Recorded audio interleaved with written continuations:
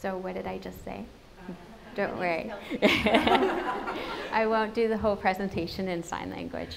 But my name is Kelsie, and I'm here to talk about my perspective. Can you hear me okay? In the back? Not so great. Talk a bit louder? Okay.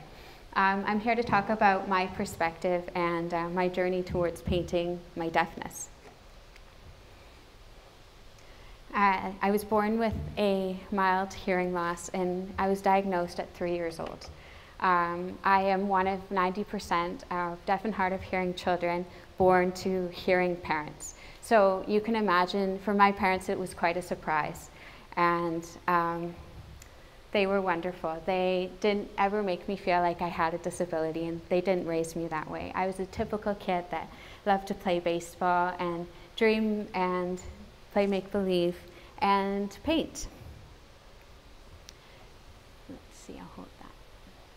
So my parents enrolled me in art lessons, and this painting up here at the top is my first painting that I ever did in 1999. And just for reference, I was 9 years old.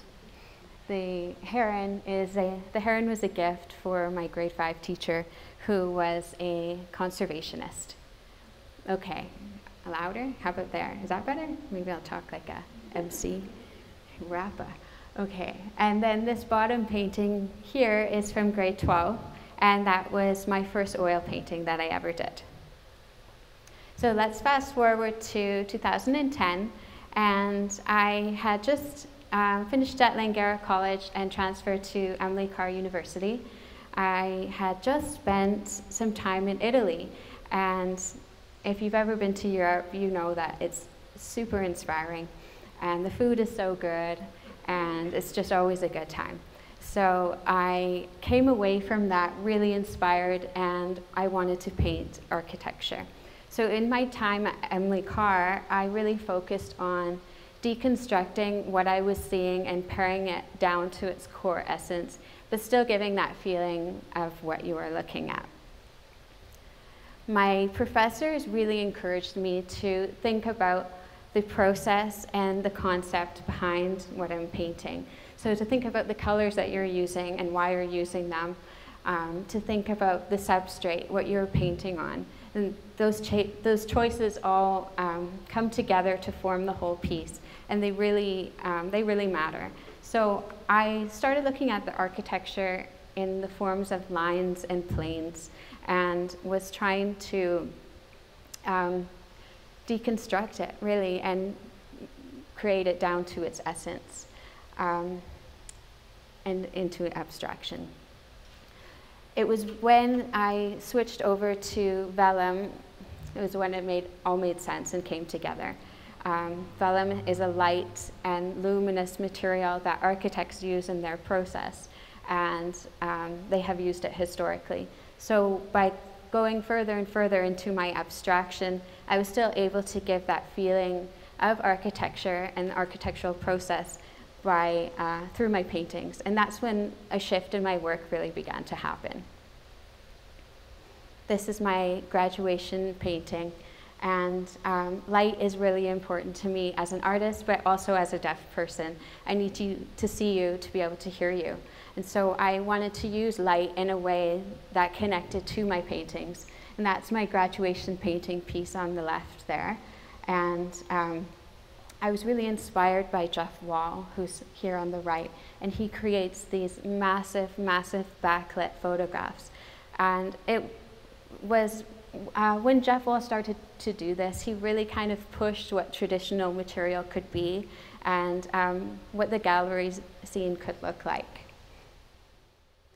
When I finished art school, I needed a break, and I felt like I should get that typical paying job. So I went to UBC and did my Bachelor's of Art Education.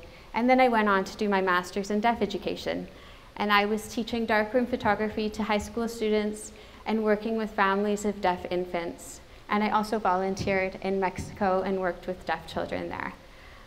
It was a really fulfilling time, and I felt that I had truly found my calling in teaching until my life took a detour. I thought I had a cold, but I went to the doctors and I wasn't sick. He had told me that I had lost my hearing. Overnight, I went from hard of hearing to deaf, and it was completely devastating because my hearing dropped so fast that I got ringing in my ears called tinnitus, which is basically a phantom sound. And for me, it's different for everybody. For me, it sounded like a fire alarm and radio static all day, 24/7, and it's something that I still have today. Becoming deaf is like landing in a foreign country but not understanding the language, except this was my life. This was in my home. This was with people that I knew really well. And it was challenging to hear everybody talk so fast. There's so much background noise, like this fan, and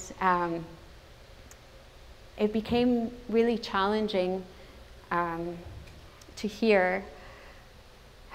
What was I going to say? The world is so noisy, and despite what you all might think as artists, it's not visual, it's very auditory. So I stopped painting. I didn't find any joy in painting anymore. And I was working so hard to hear all day that I didn't have any energy left to paint. But in 2016, I got the news that I was slated for cochlear implant surgery in 2 weeks. And that was so exciting. I was so hopeful that it would stop my tinnitus and it would allow me to hear again. So I had the surgery. And that's me on the left there, just after the surgery. They had basically cut a hole into my head. It was a very invasive surgery, and it was hard. It was very hard. It was a long month of recovery, and you have to wait a month before you can be activated or turned on. So that's me at the top there, just before they are about to turn the device on. And I was so hopeful, and I was so nervous. But as you can see in the bottom, I'm smiling, and that's the same day that I came home. And I went up to my studio and laid on the ground and listened to the sounds outside, which is, I live in a float home, so the dock was creaking, and I had to sit there and really try and figure out what it was that I was hearing and piece it all together. Oops. So getting the CI, I was one of the lucky ones. And because I had heard before, I had those auditory memories in my brain, and so it really clicked in quite fast for me. Usually it takes a long time to learn how to hear. And so that gave me the courage to paint again. And this is my first piece that I did after my cochlear implant. And you can see that it has a lot of blues. I was looking out the window onto the river, and it came naturally. It flowed so freely. And this piece really is a breakthrough piece. I started to take painting seriously again. So here I am in my studio, 5 years after I lost my hearing, and I'm painting. And I'm painting movement. I'm simplifying the process like I was before. The movement is a gesture of my arm going across the page, or my head tilting to the side to try and hear you better, or sound waves reaching into my ear. And painting is my meditation, and I'm trying to paint something beautiful out of something that's not so beautiful. So really it's a paradox of beauty. This is my newest series. It's called White Noise. And I want you to take a look at the titles that I have underneath the paintings. I'll give you a moment to read them. It might be a little bit confusing because you've probably never had to hear with eye contact. You probably have never had to hear someone when they're walking away. Or you probably have never had someone tell you that you don't look deaf. Well, this has been my experience, and it's the experience for many deaf people today and around the world. Being deaf isn't just about cochlear implants or sign language. It's about the subtleties of communication. It's about reading your body language, and it's about, is it light out or is it dark out? Is there background noise? Do you think that I'm ignoring you because I'm walking away? and I can't hear you. With my art, I'm trying to challenge the idea of deafness and disability in North American culture.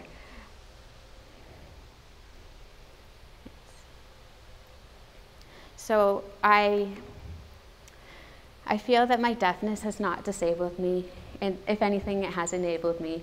I have been able to create a new narrative through my story, and I would not be painting, or I would not be standing here today if it hadn't happened. So I come from a view now of deaf gain, which means that I'm very proud to be deaf, and I'm a part of a very vibrant history of deaf culture, and it's a long and resilient history that goes back to the 1800s.